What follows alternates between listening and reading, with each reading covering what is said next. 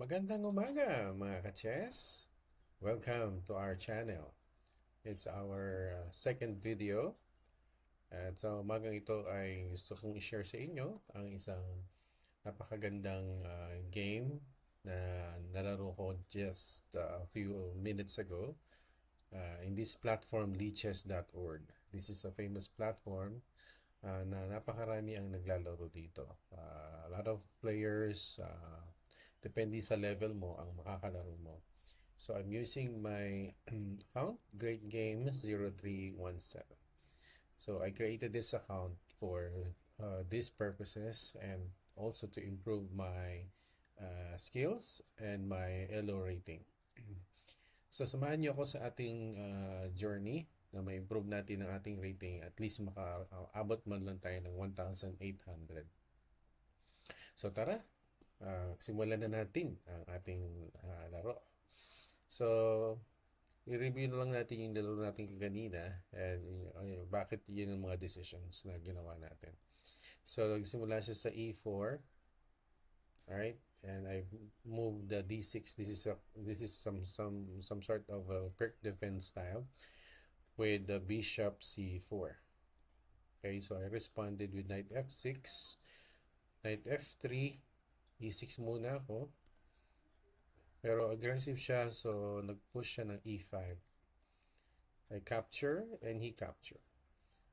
And I tried to threaten it. Medyo magaling siya umiwas. So nag-castle muna ako. Castle siya. C6 ako.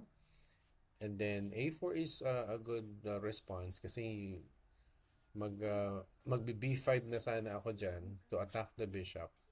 Pero hindi ko nagawa. So sinuportahan ko muna ng bishop.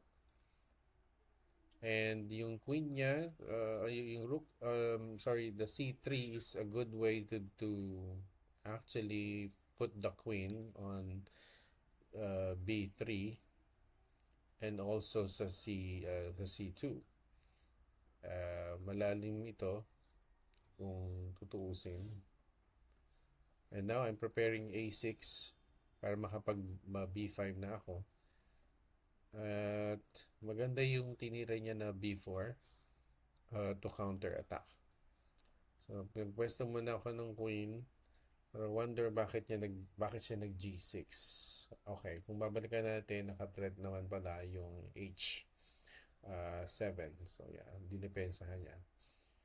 Nag B6 ako to at least I could put the queen on that part, on the queen B7. So yun na nga, umilag siya, dumipensa, binuksan ko yung diagonal na yan from A7 to H1. So we exchanges. Nagulat ako sa tira na to, the D4, kaya umatras lang ako agad. So nagmaneuver yung bishop niya. Maybe makikita niya gusto yung sakupin yung diagonal. So naagapan ko agad.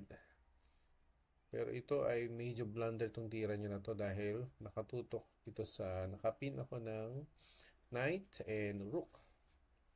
Iwas siya, kinain ko lang. I thought na makakain ako dito pero buti na lang meron akong depensa. Dagdagan niya yung depensa and I reposition my rook.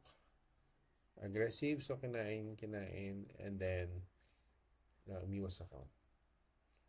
Ito napakaganda ng tira na to. Kung nagawa niya lang kainin yung knight na to kanina. Pero in preparation for this spin, buti na lang nakita niya. So, anticipate ko yung possible na push ng pawn sa gitna. Kinain niya. So, kinain ko rin ng rook para makadepensa rin ako sa gitna ng rook. Napakaganda rin itong decision niya. So, umiwas ako doon. Na kinain ko na yung pawn kasi libre. Napakaganda ng knight sa gitna niya. So, kinain ko yun. Exchange kami ng queens. Iwas na lang ako dahil gusto niya makipag-exchanges. Mahaba pa yung oras niya ako meron doon natitirang konting oras na lang.